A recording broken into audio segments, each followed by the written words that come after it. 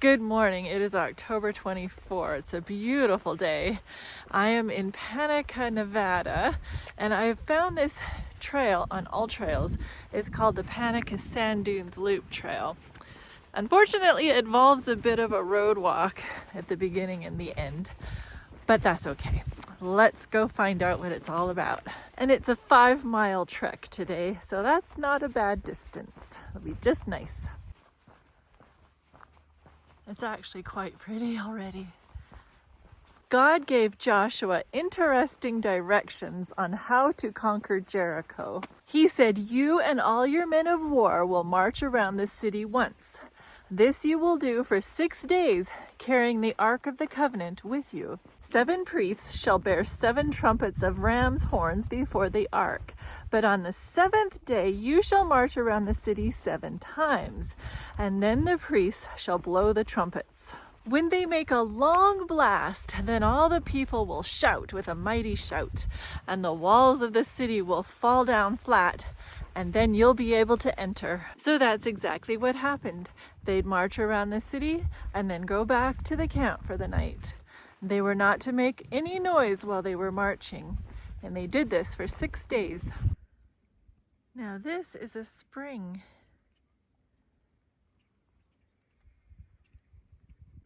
Whoa, there's some serious cactus there.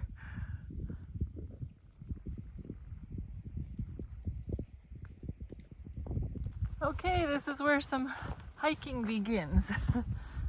I hope I'm on the right trail. Whoa.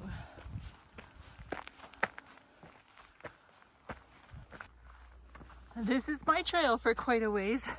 It's quite a climb, but I'm assuming that something grand is gonna await me at the top. That's what I'm hoping for. Okay, this is what it gets you. A bowl, or a valley, or whatever you want to call it. And now we have to go down a precarious trail. This loose rock is not fun. On the 7th day, they did as instructed, and were finally able to shout the loud shout at Joshua's command after the trumpets blew. The walls came down and the army stormed the city. They utterly destroyed everything that was in the city except Rahab the harlot and her family, as promised earlier. Then they took out the silver and gold, bronze and iron, and put that into the treasury of the house of the Lord. And then they burned the city. I hate to say it, but this is the dumbest trail I've done in a long time. I don't see any trail. If it wasn't for All Trails, it's ridiculous. I think somebody did a nasty joke and put this trail on All Trails for some dummy like me to follow. It looks like there's something of interest down there. Like that looks cool, but I'm way up here. Like really, there is no trail. Oh wow, my first choya sighting in Nevada. That's interesting at least. Okay, there looks like a trail there, doesn't it? Let's see if it belongs with the All Trails, because there is so many trails like that around. All right, I'm good to go at least for this little section anyways, but what a workout. Man, oh, I'm at the top for a little reprieve, and I think there are the sand dunes this trail was named after. Finally getting somewhere. Then Joshua charged everyone at the time, "Cursed be the man before the Lord who rises up and builds this city Jericho." So the Lord was with Joshua, and his fame spread throughout all the country. This is the part that I do not like. It's going down steep sections with loose rock. Like, I don't know if you can tell how steep this is, but I do not recommend this trail in case you haven't figured this out. That's what I just came down. So here's a tip. Don't stick to the trail. Do whatever you need to do to get down safely. Or actually, just don't do this trail at all. These little guys are a bright spot for me in this walk.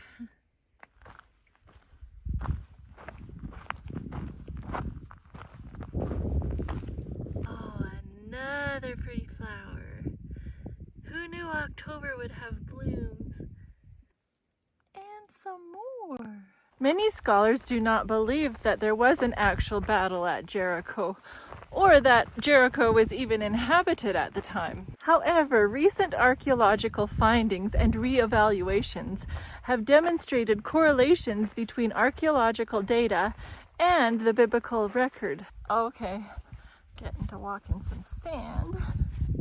It's not my favorite. I mean, if sand is your thing, then this is your trail.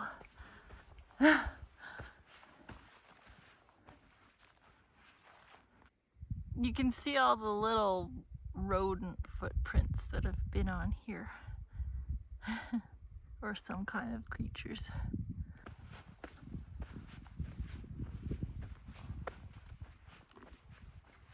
Now, what makes that kind of a track? Oh, is it a lizard or something?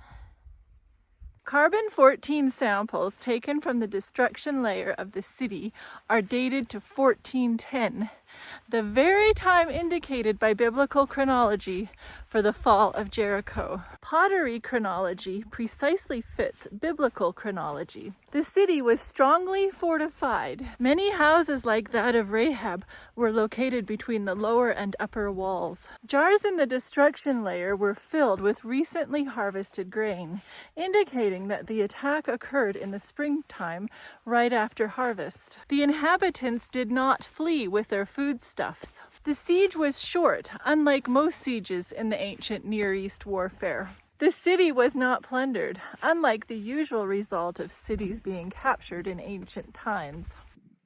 I am really fascinated by all these tracks and what makes them.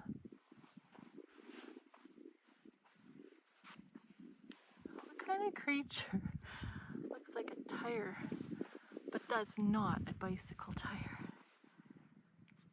The walls of the city were leveled, probably by a massive divinely instigated earthquake. I just want to pause here and show you where I've been, where I've come from, so that you can be impressed.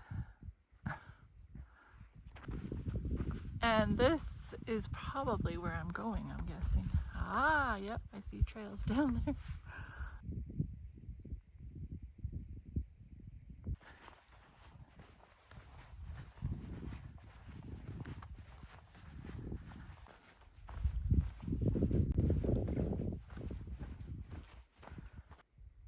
You know, it just looks so much more interesting over there.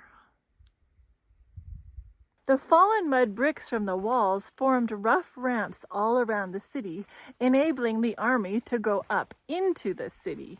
A 3-foot-high layer of ash shows the city was completely burned. There's birdies out there.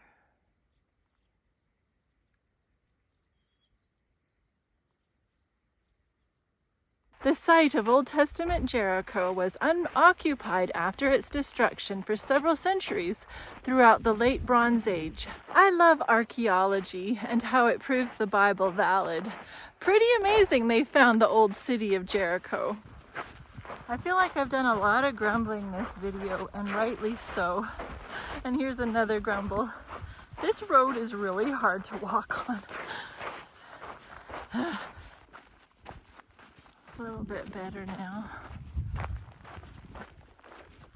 Now, this is my own thoughts, but do you see how God gave the people of Jericho 6 days in order to get out? None of them did, but it's so classical of a merciful God who wants everyone to be saved and gives signs and warnings and opportunities to come out and follow him. Just like before the flood, Noah preached to the people, and they saw the animals entering, but only 8 people chose to enter the ark as well. There's lots of examples of God giving fair warning. Homeward stretch. Oh boy. The healing hiker says this is one of the situations where she hiked this trail so you didn't have to. She'll give it a half of a star, a half of a point. just because of the birds, and there was some neat rock work. But do yourself a favor and do not do this trail. Even in our lifetime, don't you think God is trying to wake us up with all the signs he's giving us, like natural disasters, financial crisis, wars, plagues, drought, you name it. People will be given ample opportunity to give their lives to God and be saved before he comes. And then he will come and rescue his people and destroy this messed up old world. What is preventing you from giving your life to God?